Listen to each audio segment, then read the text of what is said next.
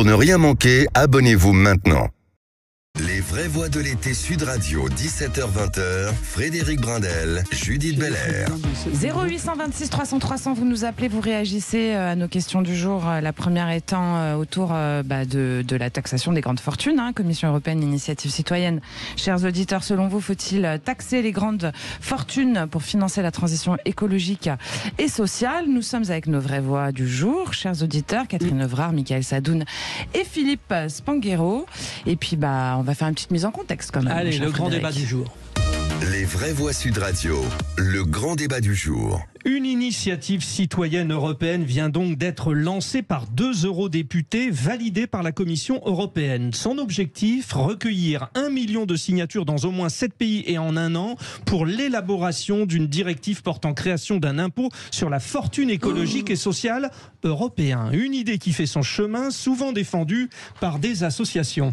Oui, tout à fait. Parmi les associations à l'initiative de ce projet de taxation, l'association pour la taxation des transactions financières et pour l'action citoyenne, ATTAC. Et on reçoit Vincent Drezet, qui est porte-parole d'ATTAC. Bonjour Vincent. Bonjour Vincent Drezet. Bonjour. Bonjour. Bienvenue, merci d'être avec nous. Alors Vincent Drezet, justement, vous êtes à l'origine, entre autres, avec les autres associations de ce projet de taxation. Pourquoi, tout simplement, vous pensez que c'est la meilleure solution ? Alors, il faudrait effectivement rappeler qu'on travaille avec Oxfam, avec Greenpeace, avec d'autres organisations dans le cadre de ce qu'on appelle l'Alliance écologique et sociale, et qu'effectivement, on identifie au moins 2 raisons pour réinstaurer un ISF, mais instaurer un ISF climatique intelligent. La première raison, c'est que ça dégage des ressources, et on a besoin de ressources pour financer la transition énergétique et écologique. Récemment, le rapport Pisani-Ferry, qui proposait d'ailleurs une contribution sur la fortune, estimait qu'il fallait environ au moins 100 milliards d'euros d'investissement par an pour financer cette transition, et aujourd'hui on est à environ 37-38. Donc il y a besoin de ressources, ça c'est le premier point. Le deuxième point, c'est qu'il a été éprouvé par tout le monde que les super riches sont également les gros pollueurs. Ils émettent 70% de tonnes de CO2 de plus par an que la moitié de la population. On a en France une soixantaine de milliardaires. Il y a quelques chiffres comme ça. On dit que les 1% les plus riches de la planète possèdent près de la moitié des richesses mondiales, et ces mêmes 1% émettent également plus de CO2 que la moitié des plus pauvres de la planète. Alors, on revient à vous, mais il y a une réaction justement de Catherine Evrard. Non, mais moi je vais vous dire, je suis très heureuse, je vais aller à l'encontre de tout le monde. D'abord, depuis 2 jours, je travaille enfin pour moi. Disons, les Français travaillent pour eux. Il faut savoir que jusqu'au 17 juillet d'une année, on travaille pour les impôts et tout ce qui est social. Donc déjà, il faudrait le rappeler ça un peu, parce qu'à un moment donné, toujours vouloir taxer les gens, c'est un peu pénible. Deuxièmement, bizarrement, alors je ne sais pas si ça a à voir avec les impôts, mais je trouve que le gouvernement, notamment sur l'électricité, a été très généreux depuis 2 ou 3 ans. Ça, on ne m'entend pas souvent dire ça. Ils ont quand même dépensé 140 milliards, ce qui est uniquement pour sauver cette histoire d'augmentation d'électricité. Ce qui représente, j'ai calculé, 1 800 € par foyer sur 3 ans. Alors attention, les plus pauvres et ceux qui sont, j'allais dire, dans le besoin, pour pas dire autre chose, évidemment, eux, ils devraient pas être concernés. Mais je le signale quand même, parce qu'à force de tirer constamment sur les gens, ils vont tous se tailler, c'est tout. Ouais. Moi, je parle pas des très très riches. Je parle de la moyenne, de la classe moyenne, qui est ponctionnée de plus en plus, parce que quand même, ils sont très ponctionnés. Et moi, j'en ai un peu assez, quoi. C'est tout. Dans l'occurrence, Vincent Drezet, précisez peut-être, c'est les très très riches que vous voulez taxer dans ce projet ou pas? Parce que c'est vrai, si c'est les classes moyennes encore, on ne peut plus. Patrimoine, ils nous ont dit. Michael Sadoun, allez-y Vincent. C'est intéressant. Oui, il y a 2-3 idées. C'est que il faut faire attention quand on dit qu'on ne travaille que pour nous qu'à partir du mois de juillet. On travaille effectivement. Il y a un système très solidaire en France. On a une protection sociale dont on bénéficie chacune, qu'on soit riche, qu'on soit pauvre. Il y a les services publics, donc on travaille en réalité pour la collectivité. Ça, c'est le premier point. Ensuite, ce qui est vrai, c'est que le système fiscal est très déséquilibré, très, très injuste. Et d'ailleurs, on voit que ça a créé des tensions en termes de consentement à l'impôt, et qu'il faudrait effectivement procéder à une réforme fiscale un peu plus globale pour mieux répartir l'effort. Et comme on parle de sobriété, il ne s'agit pas demain que cette sobriété soit imposée aux uns et pas aux autres. Donc ces questions d'inégalité climatique, sociale, économique, elles sont évidemment liées, et c'est pour ça que ce projet-là, il se justifie. Et j'ajoute un dernier point, c'est qu'évidemment, en taxant les très riches, il ne s'agit évidemment pas de taxer les classes moyennes. quand on taxe les fortunes, on taxe donc pas l'essentiel de la population. Ça permettrait de redonner des couleurs à la justice fiscale et de renforcer le consentement à l'impôt.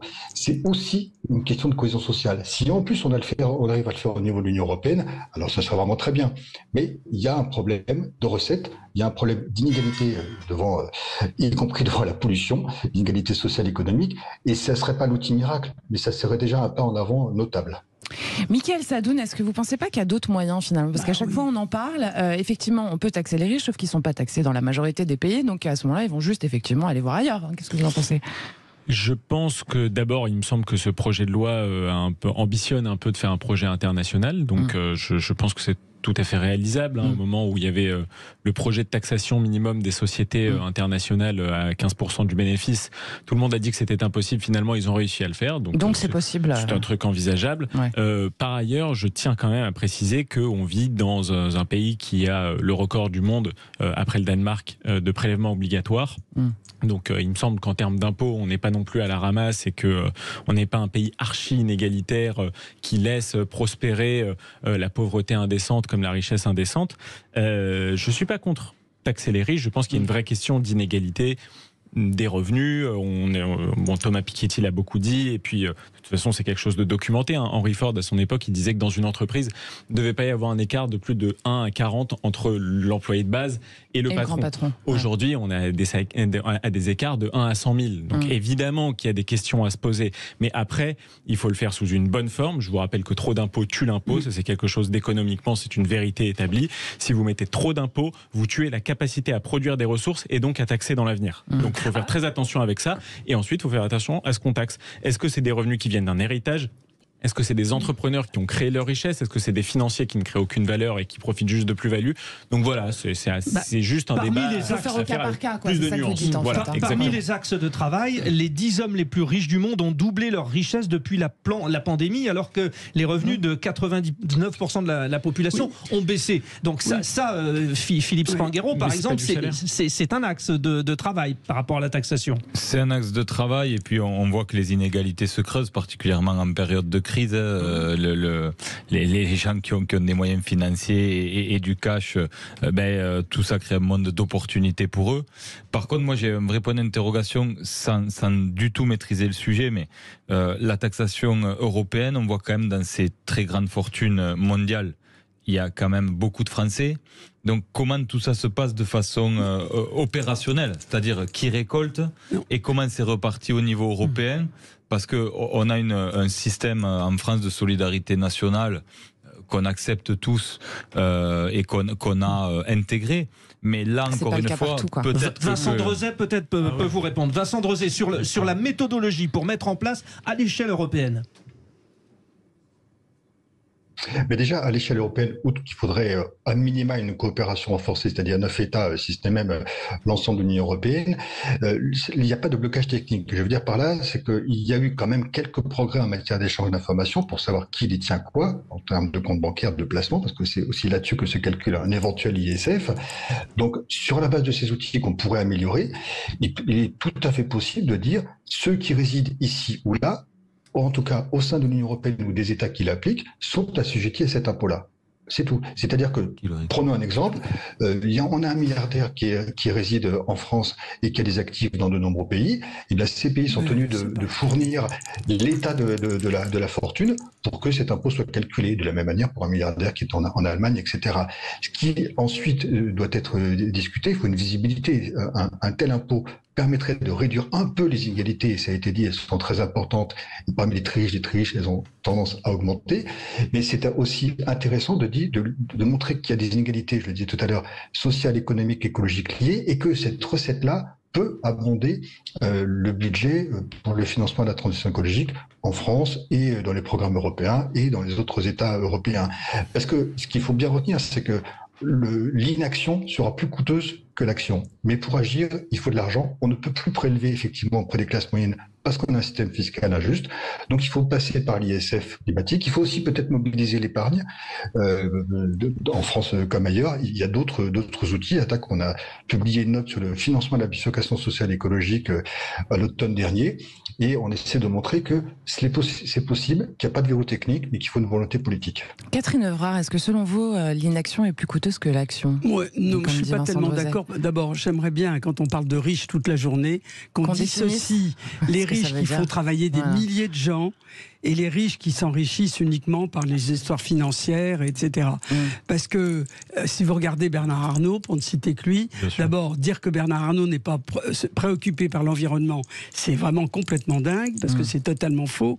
Et deuxièmement, quand je vois le nombre de milliers de gens qu'il fait travailler, je trouve que voilà, oui, c'est un très riche, mais c'est quand même pas si mal. Et redistribue. Puis alors, deuxième sujet, regardez, pour cette histoire d'environnement, et notamment d'électricité, on a tous fait un effort formidable grâce à la communication. Parce que je pense pas que les Français, quand on leur dit le yaka faucon, ils démarrent. Je pense qu'on a fait une campagne énorme pour expliquer qu'il fallait éteindre les lumières. C'est pas Versailles ici, entre autres. Bon. Enfant de la pub. Et ça a eu des résultats assez fulgurants. Et moi, je serais plus pour expliquer aux Français pourquoi ça serait intéressant d'éteindre, de faire ceci, de faire cela, plutôt par une méthode souple où on explique en 3 mots comment on va faire baisser le coût de telle chose ou telle chose. Je trouverais ça plus intéressant que de passer son temps et ses journées à rendre finalement, à rendre jaloux les gens et à essayer de les monter les uns contre les autres. Voilà. On a une réaction d'auditeurs. Vous nous on a aussi une bonne rédaction. 0826 300 300. Ma langue fourche, pas ma voix pour l'instant. Thierry, vous êtes toujours là avec nous ? Thierry, notre fil rouge. Là, il doit encore avoir un petit problème de téléphone. Alors Philippe Spanghero, vous allez réagir à la place de Thierry. Est-ce que le trop d'impôts tue l'impôt, comme disait Mickaël Sadoun tout à l'heure ? Ça, j'en suis assez persuadé, et c'est dur de mettre des chiffres et d'être extrêmement précis avec ça dans l'instant. Par contre, ce à quoi je crois, c'est que ces très grandes fortunes, ce sont des citoyens du monde. Et pour eux, la vision du monde, elle se limite pas à l'Europe. Et si demain, ça devient trop contraignant en Europe, ils trouveront de toute façon toujours les solutions. Moi, je crois qu'il y a un vrai changement de paradigme, que cette nouvelle génération, elle pousse les riches, les moins riches, à avoir une sensibilité aux enjeux. Donc je suis assez persuadé de ça dans ce que je vis dans mon quotidien.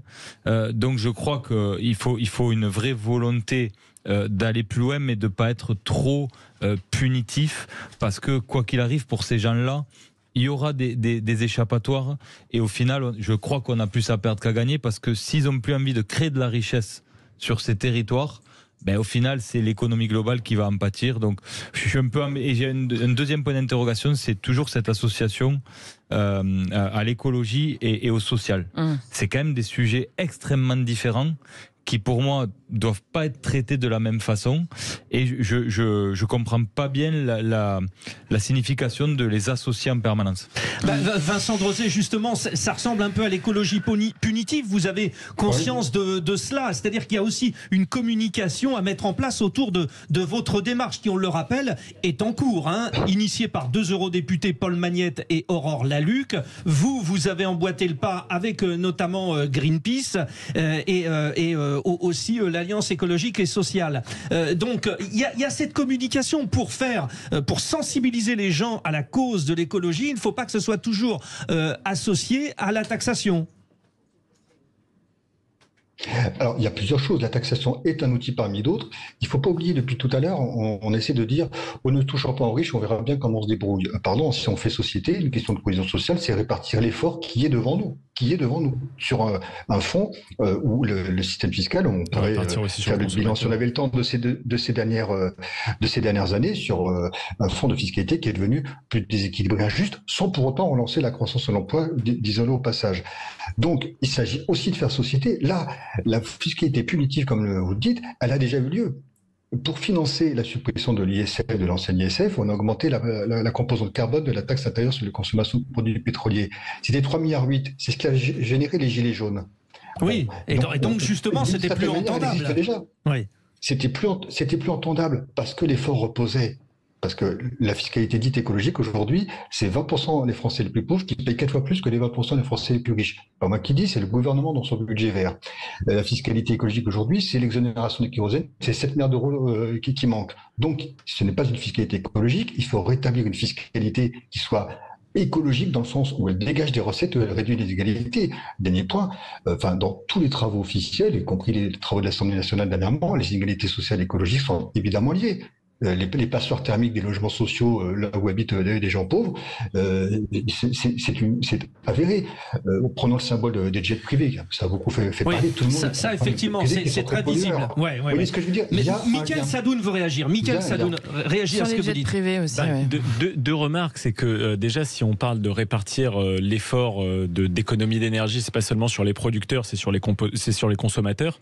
Donc, quand vous parlez d'une nouvelle génération qui invite les gens à être plus sobres et les entreprises à être plus respectueuses de l'environnement, il faudrait peut-être déjà qu'elles commencent par elles, puisque les nouvelles générations, c'est les premières à consommer Shein, donc l'ultra fast fashion, à voyager autour du monde. Franchement, il suffit de regarder des comptes d'Instagrammeuses pour voir le bilan carbone que chacune d'entre elles ont. Regardez le compte des Instagrammeuses. Donc c'est super facile. Qu'est-ce que vous faites le soir à la maison, Pas que le soir. Bon, donc il ne s'agit pas seulement de taper sur Bernard Arnault, d'autant plus que le commerce de Bernard Arnault, en l'occurrence, c'est le luxe, c'est une production qui est locale, qui est européenne, donc normalement plutôt respectueuse de l'environnement, de l'artisanat local, etc. Donc moi, je trouve que c'est plutôt sauf les petits artisans aussi. Hein. Voilà, donc c'est plutôt valorisable dans cette perspective. Et ensuite, la deuxième chose, c'est prendre de l'argent, mais investir dans quoi? Parce que les gens qui proposent ça, les écologistes, etc., sont les promoteurs de l'éolien, du solaire, etc. C'est les premiers à avoir lutté contre le nucléaire, qui nous faisait une énergie décarbonée et même peu chère pour la France. Et en les écoutant, on est arrivé à la gabegie et aux pénuries auxquelles on est arrivé cet hiver. Donc moi, personnellement, je ne fais pas confiance personnellement aux gens qui proposent ce genre de taxes. Voilà, c'est peut-être une bonne idée, mais en tout cas, j'ai une petite idée de où va aller l'argent et moi, ça me. Mais ça va où à votre avis alors? Je pense que ça va aller dans des énergies renouvelables qui sont polluantes, intermittentes et chères. Voilà. D'accord. Et on repart au 0826 300 300, chers auditeurs. Vous nous appelez, vous commentez, vous réagissez, vous nous donnez votre opinion. On est avec Thierry. On l'a retrouvé. On a retrouvé Thierry. Thierry, vous êtes là? Eh oui, je suis là. Ah, voilà. Alors Thierry, qu'est-ce que ça vous inspire tout ça? Est-ce que, par exemple, les impôts, c'est pas déjà une répartition de l'effort finalement? Oui, parce que les plus riches, les plus riches. Tout à fait, je suis tout à fait d'accord avec ce que vous avez dit dans l'ensemble. Il faut d'abord distinguer les risques qui deviennent plus riches parce qu'ils font de la finance, haute fréquence, etc. Et là, je pense qu'il y a un vrai problème et on pourrait taxer ça au niveau mondial. Et il y a les riches qui deviennent plus riches, comme Bernard Arnault ou d'autres entreprises qui sont dans le monde du réel, qui créent de l'emploi, qui génèrent, comme Total, etc. Et qui sont conscients, comme vous le dites, des enjeux et qui investissent dans le renouvelable ou dans le RSE. Et ceux-là, ce sont des riches, si j'ose dire, vertueux. Alors, ça existe. Sur la consultation, attendez, le mot riche ne vient même pas un gros mot. Oui. Alors, juste sur la consultation. Auprès des auditeurs de Sud Radio. Sur le compte Twitter, vous dites oui, il faut taxer les grandes fortunes pour financer la transition écologique et sociale à 63%. Ce n'est pas énorme. C'est un peu du chemin. Vincent Drozé, sur cette initiative, donc bien sûr il faut recueillir les différentes signatures. Est-ce que sur l'ensemble des 7 pays que vous allez mobiliser, enfin je dis vous soutenez, mais c'est pas vous qui allez le faire, est-ce que vous sentez quand même une volonté commune européenne, parce que c'est bien là l'objectif? Alors, il va y avoir nécessairement des discussions dans les organisations, les ONG qui soutiennent ce projet pour contacter nos amis qui sont en Allemagne, en Belgique, etc. Bien sûr, avec lesquels on travaille déjà au passage. Donc, nous, ce qu'on espère, c'est que ça va aboutir et puis qu'aussi que ça soit l'occasion d'un débat public de bonne qualité, de bonne tenue. Parce que, vous voyez, tout à l'heure on parle d'impôts, on dit on travaille pas pour nous. Ça sera aussi l'occasion de dire on travaille pour la protection sociale, pour les services publics, bien sûr. Et puis, évidemment, comment finance-t-on cette transition énergétique? Comment ne serait-ce que de parvenir à financer ce que le gouvernement lui-même a identifié? Je rappelle qu'il y a une stratégie nationale bas carbone avec 6 chantiers prioritaires: les bâtiments, le transport, l'énergie, l'industrie, l'agriculture, les forêts et les déchets. Bon, même sur cette stratégie bas carbone, on n'y est pas. Donc l'idée, c'est de dire, puisque ça participe de la transition écologique, comment pouvons-nous dégager ce que Jean Pisani-Ferry a estimé à 100 milliards d'euros supplémentaires par an? Ouais, ça ferait 100 milliards d'euros, 100 milliards d'euros, rien que de taxation, c'est ça, 100 milliards d'euros. Non, je dis que c'est le besoin de financement. Ah, le besoin de financement, peut venir de l'ISF, d'un ISF, il peut venir de la mobilisation de l'épargne, il peut venir de plusieurs sources. Vincent Drezet, pardonnez-moi. Pour rétablir de la justice fiscale, l'ISF, et pour dégager des moyens, c'est un moyen parmi d'autres. Ouais. Est-ce qu'il n'y aurait pas quand même d'autres solutions, Vincent Drezet? Parce qu'on parle toujours de la même solution finalement, mais est-ce qu'il y a autre chose à faire pour récupérer des sous? Je ne sais pas moi, moins de fonctionnaires. Mais il y a une dimension fortement... Vous savez, il y en a déjà de moins en moins. On peut vous parler de secteurs mais c'est pas dans tous les secteurs, qui souffrent dans la santé, etc. Non, je ne parle pas de la santé. Ça fait 20 ans. Oui, non, mais ça fait 20 ans qu'on dit, en supprimant un fonctionnaire, finalement, des postes de fonctionnaires. Non, mais c'est un exemple comme un autre. Vous avez peut-être d'autres choses justement à proposer. Oui, alors dans les autres choses, plutôt que de toujours rogner sur les services publics, parce qu'on a vu aussi ce que ça a donné notamment dans certains quartiers, dans les campagnes, il y a au-delà de cette question de l'ISF climatique, il y a la question de l'épargne et de la façon dont le réseau des banques centrales, par exemple, pourrait décarboner leur portefeuille, inciter les entreprises à investir dans du vrai vert plutôt que dans ce qu'on appelle des actifs bruns. Il y a un ensemble, il y a un panel de solutions. On ne s'arrête pas à l'ISF. On n'est pas en train de dire ici l'ISF c'est la solution. C'est une solution parmi d'autres. Il y a effectivement une question à avoir sur le portefeuille des entreprises, le portefeuille des banques centrales. On pourrait peut-être même imaginer, c'est une proposition d'attaque qu'on fait, que pour financer la transition énergétique et écologique, eh bien, il y a des facilités en termes de prêts, en termes de taux, par rapport à des investissements, disons, plus classiques, parce que là, ça peut orienter utilement des investissements. Donc, il y a un ensemble de solutions. Merci beaucoup. 100 milliards d'euros, ce ne sera pas que ça. Merci pour cet éclairage. On rappelle que vous êtes porte-parole d'Attaque. Chers auditeurs, vous restez avec nous, vous nous appelez au 0826 300 300. Aude vous attend au standard de Sud Radio. Vous continuez aussi à voter sur Twitter. Et puis, qu'est-ce qu'on fait? Et qu'est-ce qu'on va? On va jouer. Le quiz de l'actu arrive. Vous restez là, surtout si vous avez envie de faire joujou.